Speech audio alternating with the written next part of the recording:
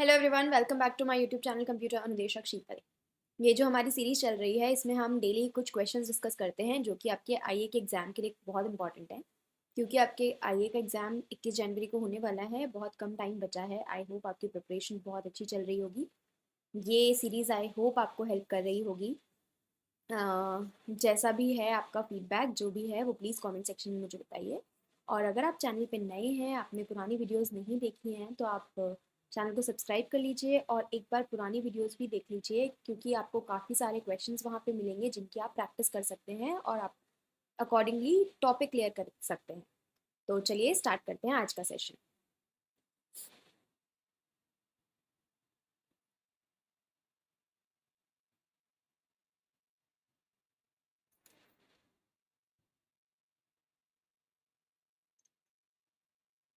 पहला जो क्वेश्चन है, आज जो है वो आपका ऊप्स के बेसिक्स पे है। तो ऊप्स के कंसेप्ट पे है आज आपका। विच फीचर ऑफ ऊप illustrated the code reusability? Polymorphism, abstraction, encapsulation और इनहेरिटेंस। इनमें से कौन सा ऐसा एक फीचर है जो कि आपको कोड को रीयूज करने के लिए हेल्प करता है? तो एब्स्ट्रैक्शन और एनकैप्सुलेशन जो है वो डेटा हाइडिंग के लिए और कुछ तरीके से कौन सा डेटा दूसरों को शो करना है नहीं करना है उस पर यूज़ आते हैं। लेकिन इनहेरिटेंस जो है पेरेंट से चाइल्ड के पास आने वाला, वो कोड को रीयूज करने के लिए हमें यूज में आता है। तो ऑप्शन नंबर डी यहाँ पे आपका करेक्ट आंसर हो जाएगा। Inheritance and composition encourage code reuse bye supporting modularity and extensibility. Option number D. Next question पर चलते हैं। नेक्स्ट क्वेश्चन आपसे पूछ रहा है कि दो फीचर्स जो कि एक दूसरे से सिमिलर हैं, काइंड ऑफ सिमिलर हैं। तो ऑप्शन इनहेरिटेंस एंड एनकैप्सुलेशन, ये तो यहाँ पे ही गलत हो गया। पॉलीमॉर्फिज्म, एनकैप्सुलेशन नहीं। एब्स्ट्रैक्शन और पॉलीमॉर्फिज्म नहीं।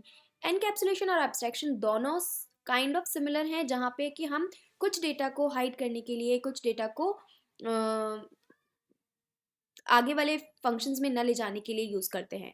तो अब एनकैप्सुलेशन हमारा क्या है? एनकैप्सुलेशन है जिसमें कि हम bundling related data into a structured unit, कुछ डेटा को आप एक स्ट्रक्चर्ड यूनिट में लिख सकते हैं, एनकैप्सुलेट कर सकते हैं, जो कि उसका नाम बता रहा है।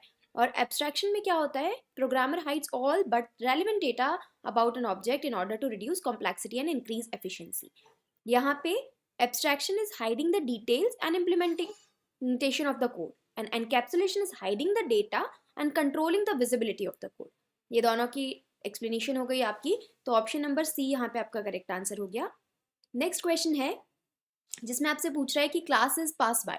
तो क्लास को आप वैल्यू से पास करते हैं, रेफरेंस से पास करते हैं, या वैल्यू और रेफरेंस दोनों से डिपेंडिंग ऑन प्रोग्राम, या फिर कॉपी से पास करते हैं?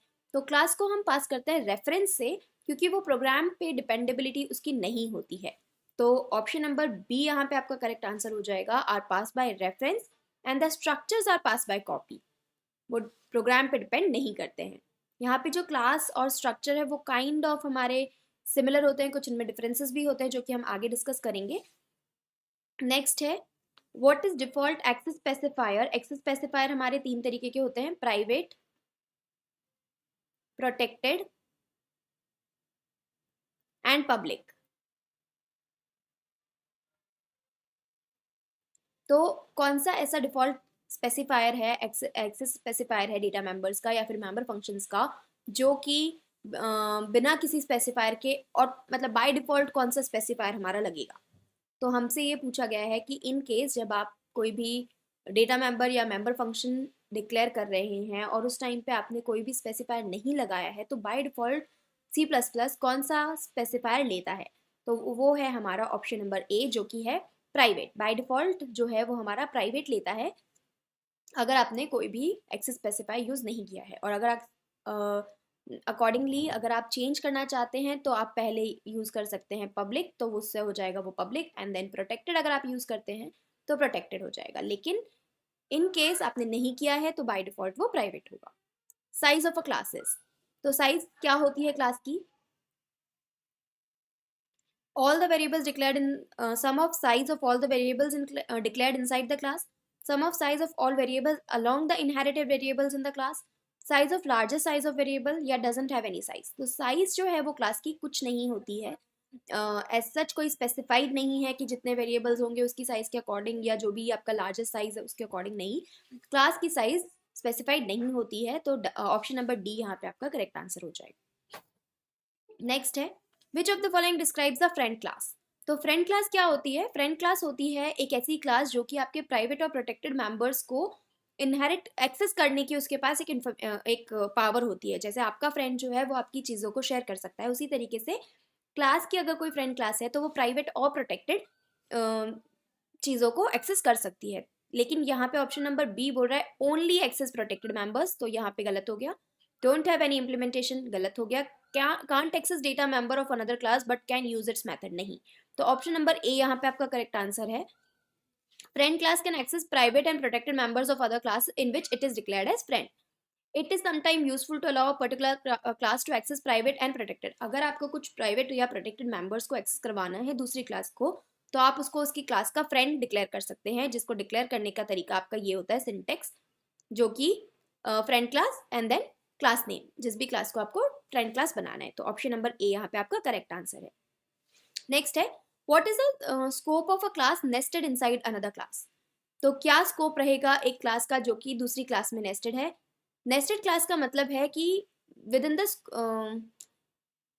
एक क्लास के स्कोप में अगर आपने दूसरी क्लास डिक्लेयर की है तो उसको हम नेस्टेड क्लास बोलते हैं, जो कि अब उसका क्या स्कोप रहेगा तो वो आपसे पूछा है। तो जो भी आप एक्सेस स्पेसिफायर उस पर यूज करेंगे, आइदर पब्लिक, प्राइवेट या प्रोटेक्टेड, जो भी एक्सेस स्पेसिफायर आप यूज कर रहे हैं या फिर जो भी इनहेरिटेंस आपने यूज किया है, उस पर उसका स्कोप डिपेंड करता है। तो ऑप्शन नंबर डी यहाँ पे आपका करेक्ट आंसर है। जो आपका स्कोप है वो एक्सेस स्पेसिफायर पे और इनहेरिटेंस पे डिपेंड करता है। नेक्स्ट है, which among the following is false for member functions of a class. Member functions के लिए आपसे फॉल्स स्टेटमेंट पूछा है। Must be defined, all member functions can be defined inside or outside, need not to be declared inside the class of definition, declaration की बात हो रही है, can be made friend to another class using friend keyword। ये ठीक है आपका, क्योंकि फ्रेंड कीवर्ड यूज करके आप जो है वो उसको दूसरी क्लास को अवेलेबल करवा सकते हैं। यहाँ पे can be defined, define definition की बात है तो डिफाइन आप इनसाइड भी कर सकते हैं, आउटसाइड भी कर सकते हैं। मस्ट बी डिफाइंड, तो हाँ ऑब्वियसली डिफाइन होना ही चाहिए, लेकिन need not to be declared, declaration उसकी क्लास के अंदर होनी चाहिए, तभी वो जो है मेंबर फंक्शन आपका होगा। और यहाँ पे ऑप्शन नंबर सी आपका करेक्ट आंसर हो गया। मेंबर फंक्शंस क्या होते हैं? तो मेंबर फंक्शंस हमारे ऑपरेटर्स होते हैं और फंक्शंस होते हैं जिन्हें कि आप डिक्लेयर करते हैं member of a class. Do not include operators and functions declared with the friend specifier, they are called friends of a class. You can declare a member function as static by उसको static member function कह देंगे। Class member function is a function that like any other variable is defined. तो वही बात है कि member function जो है वो आप क्लास के अंदर, क्लास डेफिनेशन के अंदर उसको डिक्लेयर करेंगे। यहाँ पे आपसे क्लास डेफिनेशन की सिंटेक्स पूछी गई है, रॉन्ग कौन सी है? तो क्लास को आप डिक्लेयर जब आप डिफाइन करेंगे तो क्लास, फिर क्लास का नेम आ जाएगा, देन एंड में आपके सेमीकोलन्स आएंगे, बीच में एक्सेस स्पेसिफायर अगर आप यूज कर रहे हैं, कॉलन, एंड देन आपके जो भी फंक्शंस आ जाएंगे, वेरिएबल्स आ जाएंगे। तो ये आ गए आपके, ये करेक्ट फॉर्मेट है जिसमें आप एक्सेस स्पेसिफायर यूज कर रहे हैं। इनकेस आप नहीं भी यूज कर रहे हैं तो भी ये करेक्ट फॉर्मेट है। क्लास, क्लास का नेम एंड देन फंक्शन। तो उसके बाद ये है जो आपका पहले नाम क्लास का और फिर क्लास, तो ये आपका गलत डेफिनेशन हो गई। तो ऑप्शन नंबर बी यहाँ पे आपका करेक्ट आंसर है। ये है कि आपने पहले कीवर्ड क्लास यूज किया है, फिर यूजर डिफाइंड नेम, जो भी आप क्लास का नेम डालना चाहते हैं, फिर आपके एक्सेस स्पेसिफायर आ गए जो कि पब्लिक, प्राइवेट और प्रोटेक्टेड होते हैं, कुछ भी आप यूज कर सकते हैं। डेटा मेंबर्स आ जाएंगे जो कि वेरिएबल्स हैं, देन मेंबर फंक्शंस आ जाएंगे जो भी आपको फंक्शंस आपको वहां पे यूज करने हैं।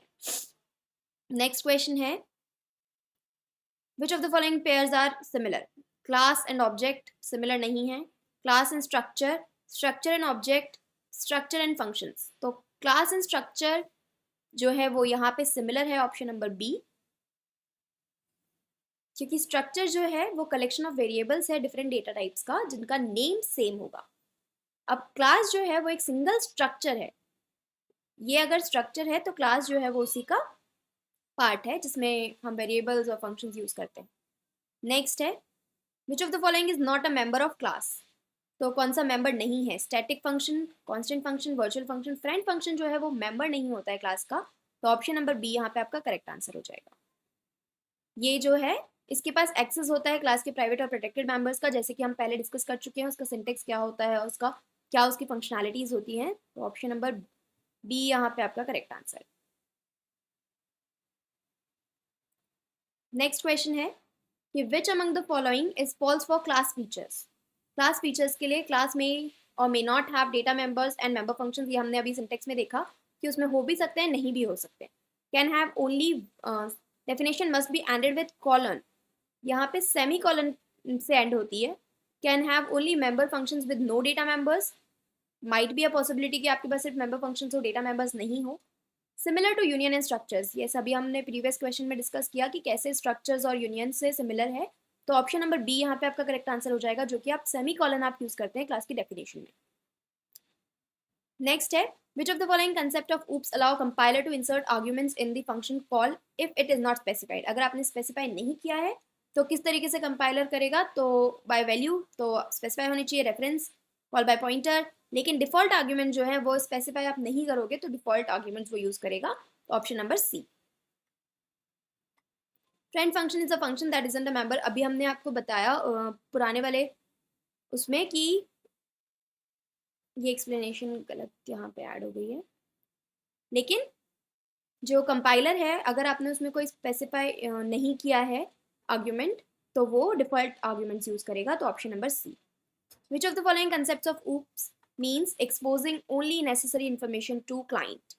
Encapsulation, abstraction, data hiding, data binding. तो यहाँ पे दो ऑप्शंस आपको सिमिलर लग रहे हैं, एनकैप्सुलेशन एंड डेटा हाइडिंग, लेकिन जब सिक्योरिटी की बात आती है तो हम डेटा हाइडिंग की बात करते हैं। यहाँ पे सिर्फ नेसेसरी इन्फॉर्मेशन आपको क्लाइंट को शो करनी है, तो ऑप्शन नंबर सी यहाँ पे आपका करेक्ट आंसर हो जाएगा। अब डेटा हाइडिंग एक हमारी टेक्निक है जिसमें कि हम इंटरनल ऑब्जेक्ट डिटेल्स को हाइड कर सकते हैं, जो भी आपको शो करनी है क्लाइंट को सिर्फ आप वही इन्फॉर्मेशन विजिबल उसको कर सकते हो। और इन दोनों में डिफरेंस क्या है? तो जब डेटा हाइडिंग जो है वो डेटा सिक्योरिटी को इम्प्रूव करने के लिए काम में आती है, लेकिन कॉम्प्लेक्सिटी के लिए हम एनकैप्सुलेशन का यूज करते हैं। तो ऑप्शन नंबर सी यहाँ पे आपका करेक्ट आंसर है। Which of the following approach is adapted by C plus plus.